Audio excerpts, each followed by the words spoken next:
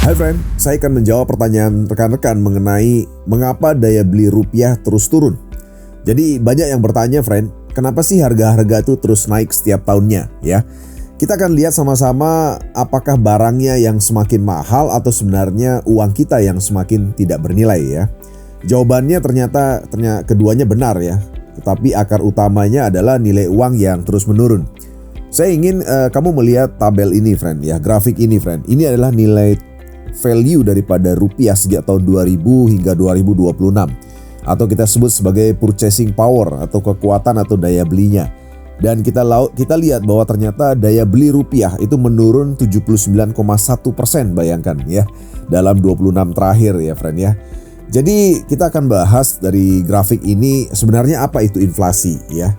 Dalam inflasi adalah kenaikan harga barang atau jasa secara umum dan berkelanjutan. Namun dari sudut pandang perencana keuangan, inflasi adalah proses penurunan daya beli uang dari waktu ke waktu, friend. Ya, artinya uang 100.000 hari ini nggak sama dengan uang 100.000 di masa depan. Jadi uangnya sama tapi membeli lebih sedikit barang. Lalu sebenarnya yang naik itu harga barang atau nilai uang yang turun? Secara teknis sebenarnya harga barang memang naik, friend. Tapi penyebab utamanya adalah nilai uang yang turun. Contoh sederhananya gini, friend. Dulu 10.000 itu bisa makan kenyang. Sekarang mungkin hanya cukup untuk snack. Bukan karena makanannya berubah, tapi karena daya beli rupiahnya melemah, friend.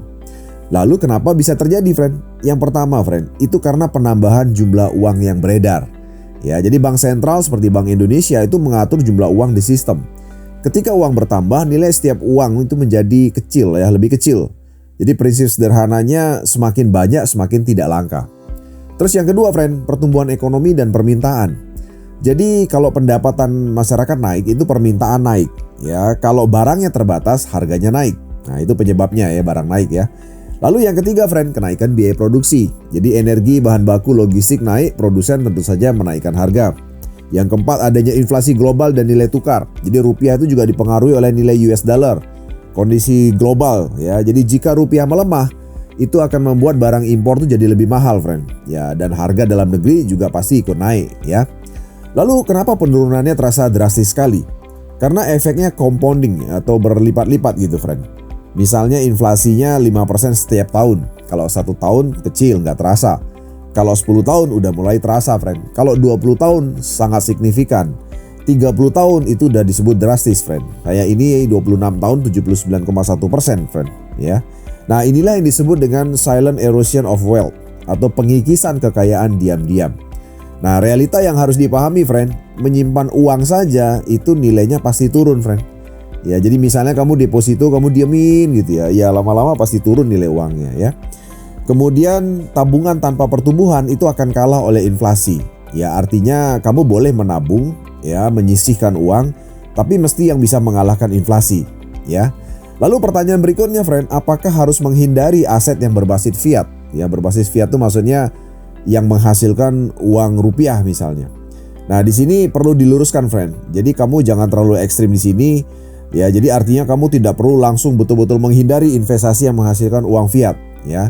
Yang lebih tepat itu gini, friend. Jangan hanya bergantung pada aset yang tidak mengalahkan inflasi. Ya, karena banyak aset itu yang berbasis fiat, yaitu tetap produktif, friend. Contohnya apa? Contohnya saham tentu saja yang bagus dividennya ya, pertumbuhannya bagus. Nah, itu juga kan bisa mengalahkan inflasi. Atau demikian juga dengan obligasi ya, atau juga bisnis yang kamu kerjakan. Ya, itu juga bisa mengalahkan inflasi ya. Nah, jadi friend, ini adalah arahan saya sebagai seorang profesional ya. Yang pertama adalah hindari idle cash berlebihan. Artinya kamu jangan terlalu banyak simpan uang yang diam gitu ya, karena uang itu akan nilainya turun ya dalam bentuk rupiah atau fiat gitu ya. Simpan secukupnya aja untuk likuiditas ya, untuk jaga-jaga maksudnya ya. Terus yang kedua friend, kamu pilih aset yang tumbuh lebih cepat dari inflasi. Contohnya saham berkualitas, properti, komoditas ya, aset digital seperti Bitcoin ya, tentu saja dengan pemahaman resiko ya. Terus yang ketiga diversifikasi ya, jangan satu aset saja.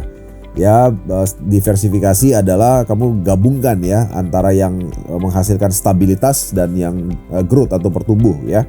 Kemudian diversifikasi juga yang proteksi dan akselerasi ya. Dan juga yang berikutnya fokus ke purchasing power friend. Jadi bukan sekedar uang saya bertambah, tapi apakah daya beli saya meningkat friend ya. Nah, itu pesan saya sebagai profesional ya friend ya. Jadi inflasi itu bukan sekedar kenaikan harga, tapi proses diam-diam yang menggerus nilai kerja kamu friend. Nah, masalah terbesarnya bukan uang yang sedikit, tapi uang yang kehilangan nilai friend ya. Karena itu friend, tujuan kita bukan hanya menghasilkan uang, tapi menjaga dan meningkatkan daya belinya. Oke friend, sukses buat kamu friend.